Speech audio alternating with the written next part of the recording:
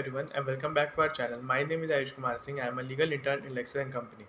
So in this video, we are going to discuss doctrine of ultravirus in respect of company law. Ultravirus means beyond and virus means power. The term ultravirus, a company means that the doing of the act is beyond the legal power and authority of a company. The doctrine of ultravirus is important in defining the limit of the power conferred on the company by its Memorandum of Association.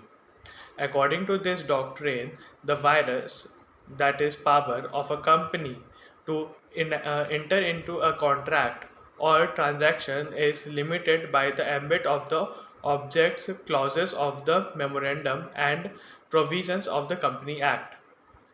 Whatever is not permitted by the object clause and the act is prohibited by the doctrine of ultravirus.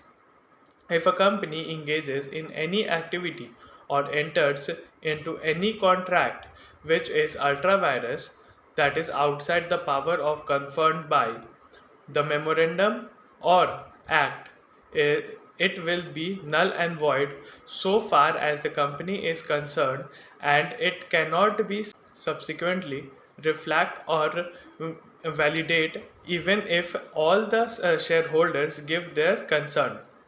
Thus, under this doctrine, the company has power to engage in only such activities or enter into such transactions which are essential to the attachment of the object specified in the memorandum, which are responsible and fairly incidental to the main object of the company's memorandum, and which are permitted by the provisions of the Company Act. The doctrine of ultravirus was first emerged in the celebrated case as Ambush Railway Carriage versus Iron Co. Limited versus Richard.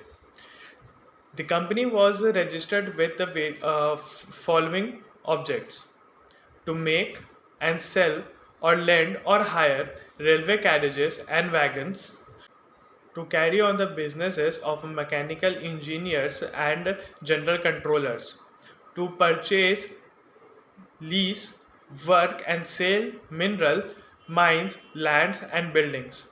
The director contracted with Miss Rachel to purchase a consistence of laying a railway lies in Belgium. The contract was rectified by a special resolution.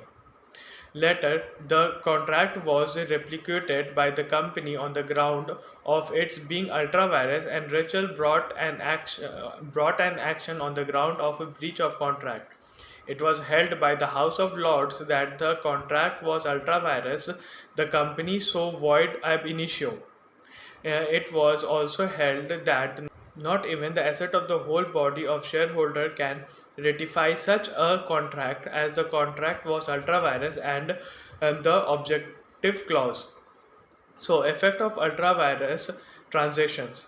If a company enters into transactions which are ultravirus, it has the following effects.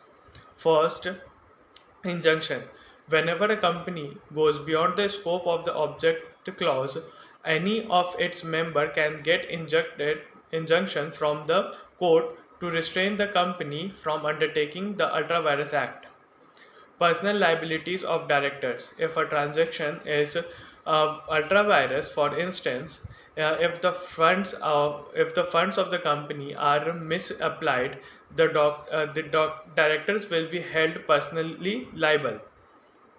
Ultravirus contract. Ultravirus entitled into by a company, which are ultravirus contracts. Contracts entered into by a company which are ultravirus are void ab initio and unenforceable.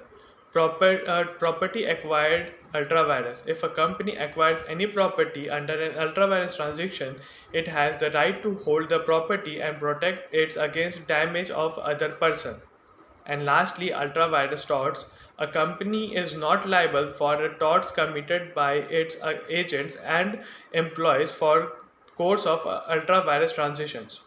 So I hope you find the video informative. So please like, share and subscribe.